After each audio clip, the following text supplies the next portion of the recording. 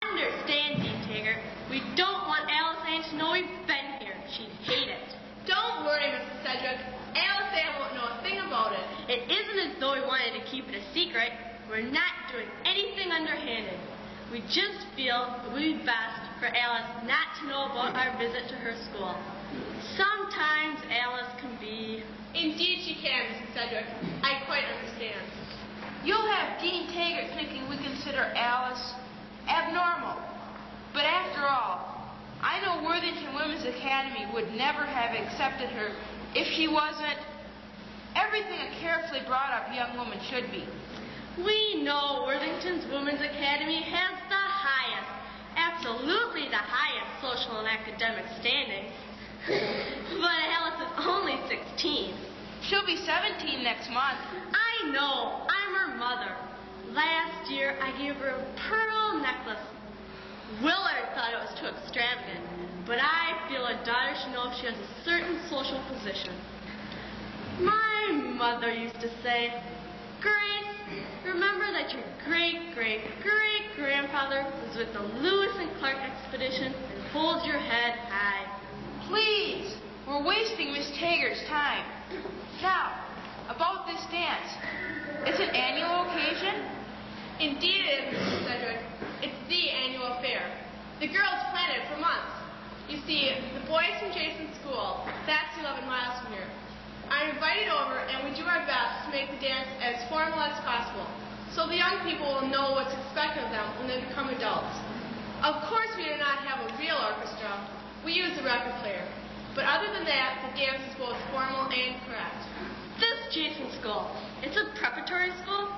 The very best. Admission is most difficult. It is said that the parents' inclusion to social register is more important for a boy's social attitude than a scholastic, peculiar as that may seem to some of us. Good. Then Alice told me anybody, inferior. Well, it is okay if she happens to say hello to the man who parks cars, isn't it? Really, Willard? Let me explain something to you, Dean Taggart. You see, Alice isn't exactly what you'd call adapted to society. Ever since she was old enough to read, she's immersed herself in things like chemistry and physics. Why, when she was only 11 years old, she wrote to the president and demanded that Newton's law of falling bodies be made the 24th Amendment to the Constitution.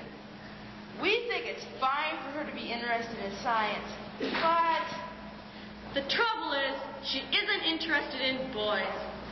We feel this dance is important to her social growth. It's her hair.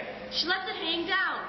I don't know how many times I've said to her, Alice, why don't you brush your hair back? But she always answers, Mother, Eve Curie never bothered about her hair. Who's Eve Curie? Willard. She invented radium. Well, at least she helped discover it. I do see your point, Mr. Sedgwick. Of course we are very proud of Alice.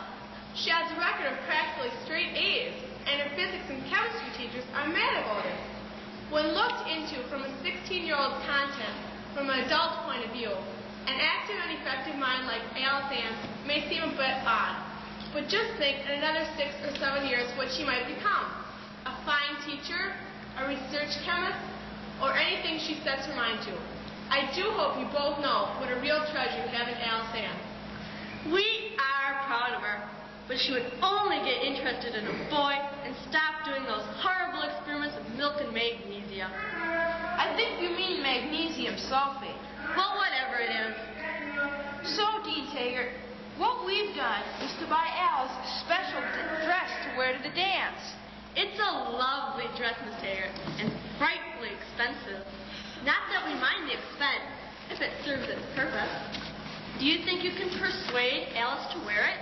I'm sure I could. It was very thoughtful of you. Just say we sent it so she won't know we've been here. Of course. You've been so understanding, Miss Taggart. I knew we made no mistake when we decided on Worthington's Women's Academy. Mr. Sedgwick thought a public might be best, but I put my foot down. You certainly did. So we'll leave everything up to you. I just know Alice is going to be the belle of the ball. I'm sure she will be, Mrs. Sedgwick. And you won't mention that we've been here? Not a word. Goodbye, Miss Taggart, and thank you.